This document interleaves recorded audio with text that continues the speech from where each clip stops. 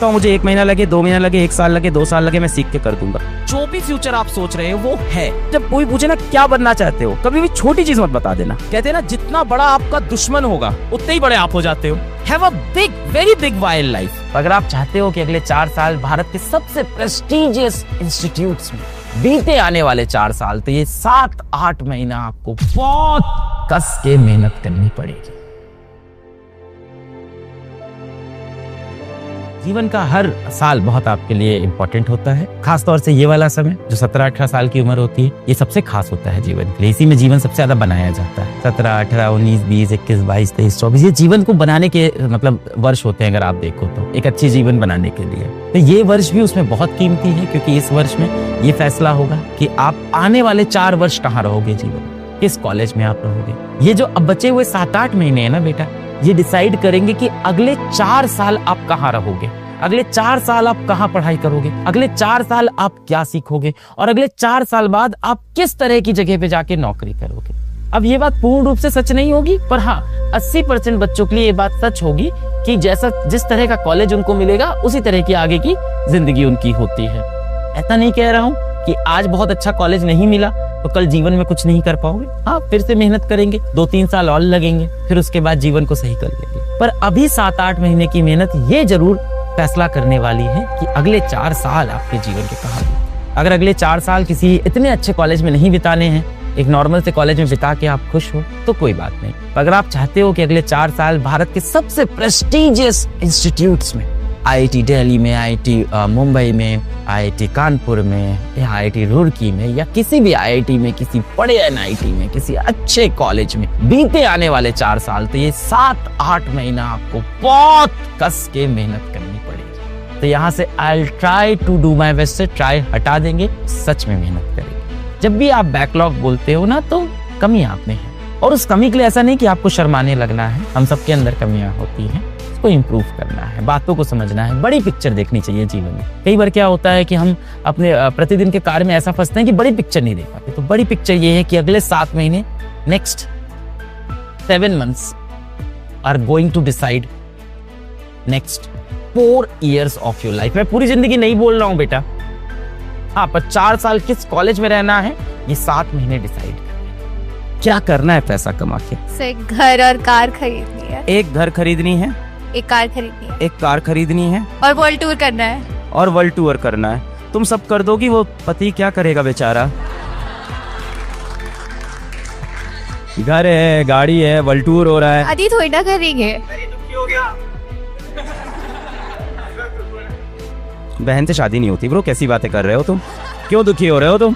हाँ देखो, इसके पास फिर भी मकसद क्लियर है कि हमें एक बड़ा सा घर लेना है, एक बड़ी सी गाड़ी लेनी है, उस गाड़ी में मुझे घूमना है। सो ऑलवेज जब भी कोई काम कर रहे हो ना, तो उस काम का आप हाउ मत पूछो, उसका वाई पूछो। मैं ना एकदम सच बोल रहा हूँ, मुझे आप कोई भी दुनिया का काम दो, कोई भी काम दो, हो सकता है मुझे 1 महीना लगे, 2 महीना लगे, 1 साल लगे, 2 साल लगे, मैं सीख के कर दूंगा। ये बहुत अच्छी, मैंने एक CEO की स्टोरी पढ़ी थी, इंटरनेशनल CEO की, बड़ी अच्छी कहानी थी। उसने एक चीज यही बताई थी कि उसको डांस करना नहीं आता था, और लोग उसको बोलते थे डांस करना नहीं आता तो नहीं नाच पाएगा। उसने डांस क्लास ज्वाइन कर ली और बच्चों के साथ डांस क्लास ज्वाइन की। इंटरनेशनल CEO, एकदम खतरनाक, बच्चों के साथ डांस क्लास ज्वाइन की। 1 महीना, 2 महीना, 3 महीना, 6 महीना, 1 साल उसने डांस करता रहा। उसके बाद स्टेज पे डांस परफॉर्म करने लग गया।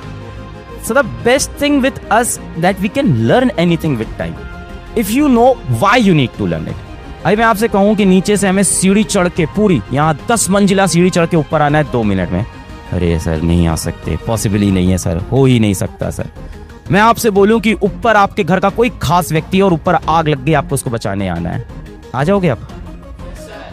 अब आप पूछोगे सर कैसे आए, या 2 सीढ़ी चढ़ के बोलोगे अरे थक गए, अरे मोटिवेशन नहीं आ रहा है यार, सीढ़ी चढ़ने पे फोकस कैसे करें? वहां अपना छोटा भाई आग से जल रहा है और ऊपर जाके आप उसको बचा के आओगे। Why? Because you are very clear with why. Be very clear with why in your life, and always have a big big big big big why, very big why. आप जीवन में जब कोई पूछे ना क्या बनना चाहते हो, कभी भी छोटी चीज मत बता देना। अगर आप अपना एम ये सेट करोगे तो आप पहुंचोगे यहाँ, एम ये सेट करोगे पहुंचोगे यहाँ। अब अपना एम वो सेट करोगे तो उसके नीचे पहुंचोगे। कहते हैं ना जितना बड़ा आपका दुश्मन होगा उतने ही बड़े आप हो जाते हो। Have a big, very big why in life. Einstein साहब और नील बोर का बड़ा झगड़ा चलता था। नील बोहर क्वांटम मैकेनिक्स के खतरनाक साइंटिस्ट, और आइंस्टीन भाई क्वांटम मैकेनिक्स में थोड़ा कम बिलीव करते थे, छोटे छोटे पार्टिकल की। वो कहते थे मैक्रो बताओ, बड़ी चीजें बताओ। तो नील बोहर ने एक बार ये बोल दिया, चांद वहां इसलिए दिख रहा है क्योंकि हम चांद को वहां पे देख रहे हैं, अगर हम वहां नहीं देखेंगे तो चांद वहां नहीं है। उन्होंने बोला पूरी दुनिया जो चल रही है वो सिर्फ और सिर्फ प्रोबेबिलिटीज पे चल रही है। कहने का मतलब अगले 1 घंटे बाद आप क्या करोगे, आप कुछ भी कर सकते हो। अगले 1 घंटे बाद आप बाहर जाके किसी का सर भी फोड़ सकते हो, दीवार में जाके अपना सर भी फोड़ सकते हो, बाहर जाके आप नाच भी सकते हो, बस में बैठ के घर भी जा सकते हो, कुछ भी हो सकता है अगले 1 घंटे में। आइंस्टीन साहब ने बोहर को रिप्लाई दिया, बैटल चल रही है एकदम रैप बैटल, जैसे अभी रैप वाले नहीं लड़ते हैं आपस में, यूट्यूब पे जैसे कंट्रोवर्सी होती है, तब यूट्यूब नहीं था, लिखित में कंट्रोवर्सी होती थी ऐसे बड़ी। आइंस्टीन साहब ने बोला कि सुनिए बोहर साहब, God doesn't play with dices, भगवान डाइसेस से नहीं खेलते हैं, ऐसे नहीं है भगवान, God doesn't play with dices. अब आप बोहर भाई का एकदम सिग्मा रिप्लाई सुनो, don't tell God what to do.